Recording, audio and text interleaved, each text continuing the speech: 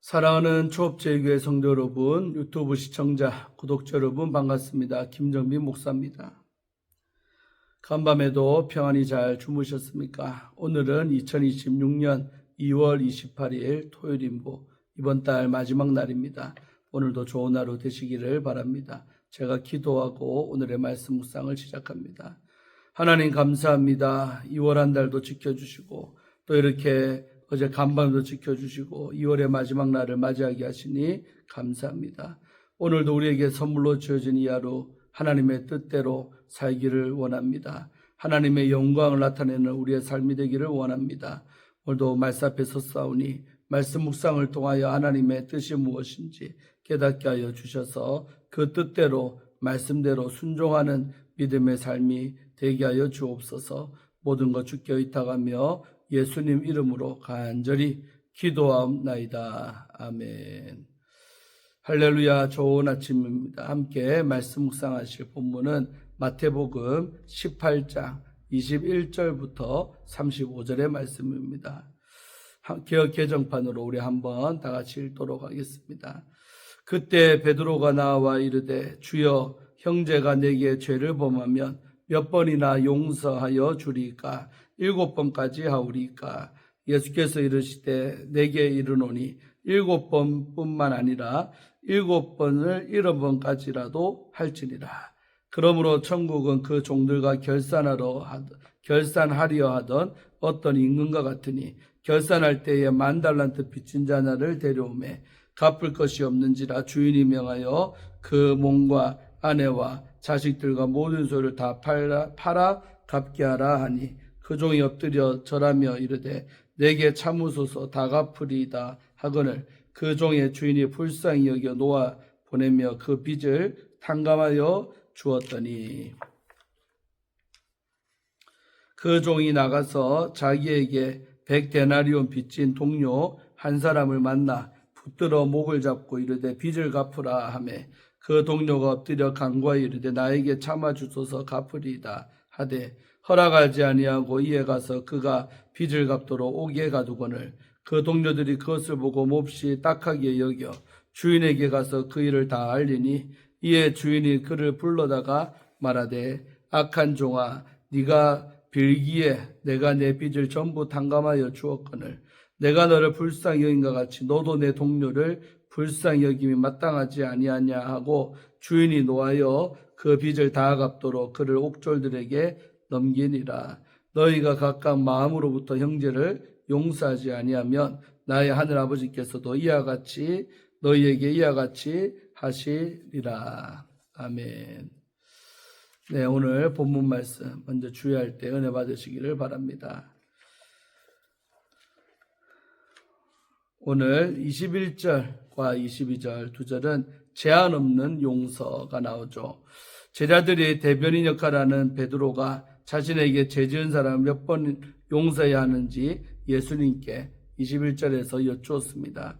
15절에 나온 죄 지은 형제와 관련해 질문한 것일 수 있지요. 7은 인간에게 완전한 의미입니다. 7번 용서하는 일은 실제로 힘들지요. 7번의 용서는 무제한의 용서나 다를 바가 없습니다. 그런데 예수님은 70번씩 7번까지 용서라고 하십니다. 77회 혹은 490회를 가리키는데 이는 무한대의 용서를 베풀어야 함을 의미합니다. 다음으로 23절, 24절,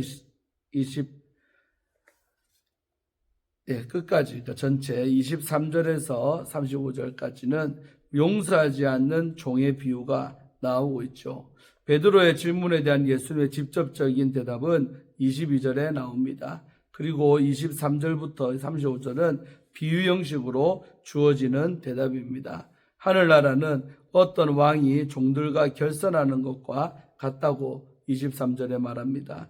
그러므로 용서가 무제한적이기 때문에 와 같은 의미죠. 따라서 이 비유는 무제한 용서해야 하는 이유를 설명합니다.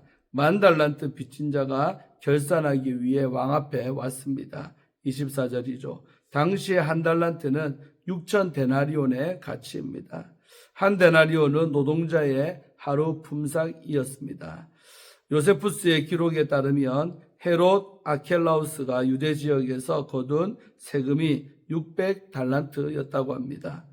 10,000달란트는 약 20만 년치의 임금입니다. 종은 절대로 갚을 수 없는 빚을 진 것입니다. 갚을 형편이 되지 않았기 때문에 주인은 아내와 자녀와 모든 소유를 다 팔아 갚으라고 명령을 합니다. 25절이죠.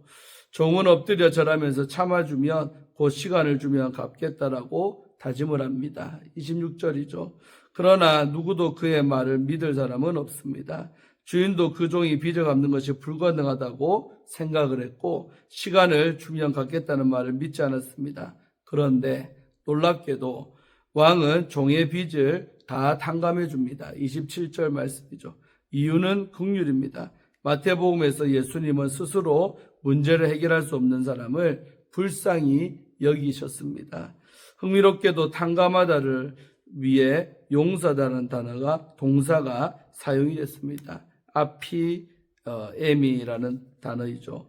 빚과 죄는 여러 면에서 비슷합니다. 그런데 분위기가 갑자기 반전됩니다. 천문학적인 규모의 빚을 탕감받은 종이 주인의 집을 나가서 동료 종을 만났습니다. 만났다라는 뜻으로 번역된 휴레는 찾았다라는 뜻으로 탕감받은 종이 자신에게 빚진 동료를 찾아 나섰음을 말해줍니다. 주인이 어마어마한 빚을 탕감해 주었는데 종은 그 은혜를 곧바로 잊어버리고 빚진 자를 찾아 나선 것이죠. 100데나리온 빚진 종은 갚겠다라고 기다려달라고 간청을 합니다. 29절이죠. 그러나 주인에게 빚을 탕감받은 종은 동료 종을 끌고 가서 옥에다가 던져 가두었습니다. 30절 말씀이죠.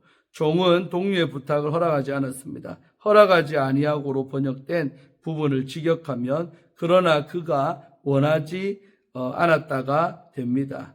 23절과 30절에 의도를 반영하는 원하다라는 동사가 사용된 것은 주인이 천문학적인 규모의 빚을 탕감해 주기를 원했던 모습과 대조하기 위해서입니다.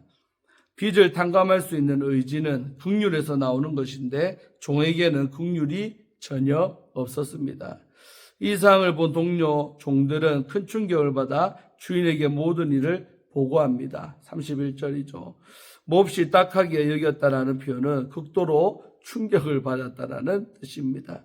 주인은 10,000달란트를 탕감받은 종이 행한 일을 듣고는 그를 다시 불러서 사악한 종이라고 정죄합니다. 32절 말씀이죠. 긍휼히 여기지 않는 사람은 사악한 사람입니다. 하나님은 긍휼을 베푸는 사람을 긍휼히 여기십니다. 긍휼을 베풀지 않는 사람은 긍휼 없는 심판을 받게 됩니다. 주인은 자신이 그를 불쌍히 여겼던 것처럼 그 동료를 불쌍히 여기는 것이 마땅하다라고 훈계합니다. 33절 말씀이죠. 분노한 주인은 그 종이 빚을 다 갚도록 고통을 주는 자들에게 넘겨 나오지 못하게 만들었습니다. 34절의 말씀이죠. 감옥에서 10,000달란트의 빚을 갚는 것은 불가능합니다. 따라서 본문은 영원한 형벌을 의미합니다. 예수님은 마음으로 형제를 용서하지 않으면 나의 하늘 아버지께서도 그들에게 그렇게 하실 것이라고 비유를 해설하십니다. 35절 말씀. 비유에서 왕은 하늘 아버지, 동료 종들은 형제들을 가리킵니다. 마음은 사람의 본질을 뜻하므로 마음으로부터 용서하는 것은 진심으로 용서하라는 뜻이 됩니다. 비유의 의미는 다음과 같습니다. 첫째로 그리스도인은 갚을 수 없는 죄를 긍휼로 용서받은 존재입니다. 다른 사람을 용서하는 행위는 하나님의 용서를 요청하는 조건이 아닙니다. 마태는 처음부터 죄를 용서받는 구원이 하나님의 은혜라고 기록을 합니다.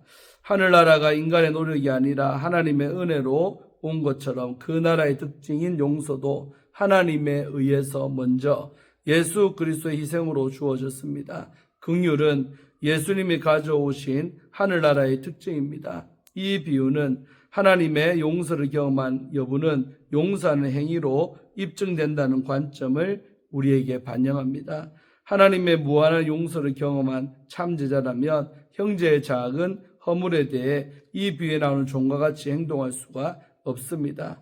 100데나리온의 빚을 진 동료를 찾아가 투옥시키는 사람은 하나님의 용서를 진정으로 받아들이지 않은 사람이죠. 다른 사람을 용서하는 태도로 하나님의 용서를 받아들였는지가 드러납니다. 교회는 도저히 갚을 수 없는 죄를 탕감받은 사람들의 공동체입니다. 둘째로, 하나님의 용서는 인간이 용서할 것을 전제로 주어집니다. 하나님은 은혜를 받았다고 하면서도 마음에서부터 은혜를 베풀지 않는 사람에게 분노하십니다. 하나님은 서로 용서라고 우리를 용서하셨습니다. 하나님의 은혜는 자격 없는 죄인에게 주어졌으나 용서받은 죄인이 용서해야 한다는 조건은 있습니다. 한량없는 긍휼을 경험한 사람은 작은 긍휼을 베풀 수 있어야 한다는 것입니다. 용서받은 교회는 용서하는 것으로 정체성을 드러냅니다. 교회의 본질은 긍휼의 마음으로 용서하는 데 있습니다. 하늘나라는 긍휼을 입은 자들로 구성된 나라, 긍휼이 퍼져나가는 나라입니다. 용서가 인간의 이성으로는 어려운 행위이기 때문에 예수님은 순종할 것을 명령하십니다. 용서는 아버지의 완전하심처럼 완전을 지향하라는 명령입니다. 세상은 서로 용서하는 교회의 삶을 봅니다. 아멘. 주예는 마쳤고요. 우리 용서하는 용서받은 자라는 주제를 갖고 은혜를 나누고자 합니다. 예수님은 용서에 대해서 교훈하시면서 큰 은혜를 입은 우리가 이웃을 향한 용서로 그 은혜를 흘려보내야 합니다. 성도된 우리는 어떻게 용서받은 자답게 살 수 있겠습니까? 첫째로, 하나님이 베푸신 용서의 은혜를 기억해야 합니다. 베드로는 형제가 죄를 범하면 7번까지 용서하면 되느냐고 예수님께 여쭙지요. 당시 랍비들은 3번이면 충분하다고 가르쳤기에 베드로는 꽤 너그러운 기준으로 제시했다라고 생각했을 것입니다. 그러나 예수님은 70번씩 7번까지라도 하라고 용서라고 하십니다. 용서를 계산하는 태도 자체가 옳지 않다는 것이죠.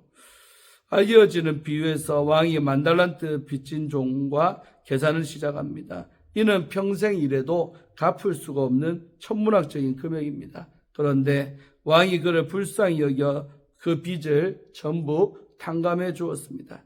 10,000달란트의 빚은 하나님 앞에서 우리가 진 죄의 빚을 가리킵니다. 그 죄의 빚은 우리가 결코 갚을 수 없는 것입니다. 그런데 하나님이 그리스도의 십자가로 그 빚을 완전히 탕감해 주셨습니다. 그럼에도 우리는 때때로 그 사실을 잊고 다른 사람이 나에게 어떻게 했는지를 더 크게 생각하며 살아갑니다. 관계의 어려움을 만날 때마다 내가 용서받은 자라는 사실을 기억하고 먼저 용서의 손을 내미시기를 바랍니다. 둘째로, 이웃을 판단하지 말고 용서해야 합니다. 종이 10,000달란트의 빚을 탕감받고 나온 후에 자신에게 100데나리온 빚진 동료를 만납니다. 100데나리온은 10,000달란트에 비하면 비교할 수 없이 적은 금액이죠. 그런데 이 종은 기다려달라고 간청하는 동료를 감옥에 가둬버립니다. 다른 종들이 왕에게 이 사실을 알리자 왕은 그를 다시 불러 악한 종아, 네가 빌기에 내가 그 빚을 전부 탕감해 주었거늘 너는 동료를 불쌍히 여기기 마땅하지 아니하냐라고 무섭게 책망하십니다. 이 비유는 우리 자신을 비춰주는 거울입니다. 우리는 하나님이 내 죄를 용서해 주셨다고 고백을 하면서도 누군가가 내게 한 말 한마디 또 행동 하나를 끝까지 놓지 못할 때가 많습니다. 예수님은 그런 우리에게 받은 은혜를 기억하라고 말씀하시는 겁니다. 받은 은혜를 잊는 순간 이 악한 종이 되는 것이죠. 용서는 나를 용서하기 위해 예수님을 흘리신 피를 기억하며 그 은혜를 이웃에게 흘려보내기로 선택하는 것입니다. 그리스도의 사랑을 기억하며 다른 사람을 기꺼이 용서하기로 결단하는 성도가 되시기를 기도드립니다. 마지막으로 마음에서 우러난 용서로 하는 하나님 나라 백성답게 살아야 합니다. 왕은 그 종을 옥졸들에게 넘겨줍니다. 예수님은 마음으로부터 형제를 용서하지 않으면 하나님도 이와 같이 하실 것이라고 말씀하십니다. 이는 용서의 조건을 말하는 것이 아니라 진정으로 용서받은 자에게는 용서의 열매가 따라온다는 영적 원리를 우리에게 가르쳐 줍니다. 예수님은 마음으로부터라는 표현을 덧붙였습니다. 입술로만 용서했다고 말하고 마음속으로는 여전히 상대를 정죄하고 미워한다면 그것은 진정한 용서가 아닙니다. 그렇기에 이 용서는 우리만으로 완성할 수가 있는 일이 아닙니다. 우리가 십자가 앞에 서서 주님, 저 사람을 용서할 수 있는 마음을 주옵소서라고 기도할 때 성령께서 우리의 굳은 마음을 부드럽게 만져주십니다. 용서는 한 번의 감정이 아니라 하나님 앞에서 거듭 결단하며 걸어가는 길입니다. 그 용서의 길 위에 서서 용서받은 자답게 용서하는 자로 살아가는 성도가 되기를 소망합니다. 사랑하는 성도 여러분, 우리는 만달란트의 빚을 탕감받은 자들입니다. 그렇다면 이제 우리는 받은 은혜를 힘입어 용서의 걸음을 내딛어야 합니다. 용서는 상대방을 풀어주는 동시에 나 자신을 묶고 있던 사슬을 풀어주는 길이기도 합니다. 주님 앞에 우리의 상처와 분노, 억울함을 고백하고 주님의 은혜에 힘입어 용서하기로 결단하는 우리 모두가 되시기를 간절히 기도드립니다. 아멘.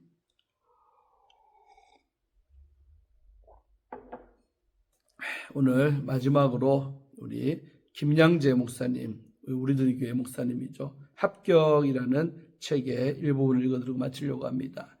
루이스 B. 시미디즈는 용서한다는 것은 곧 잘못을 범한 사람에게서 그 잘못을 도려내는 것과 같다고 말합니다. 그 사람에게서 상처 입힌 행위를 떼어내어 그 사람을 재창조하는 것입니다. 전에는 상대방을 가해자로 못 박았으나 이제는 그러한 생각의 변화가 생깁니다. 내 기억 속에서 상대의 모습이 거듭나기 때문이다라고 말했습니다. 전에는 상대를 악에 능한 자로 낙인 찍었지만 용서를 통해 그가 도움을 필요로 하는 약자로 보이게 된다는 것입니다.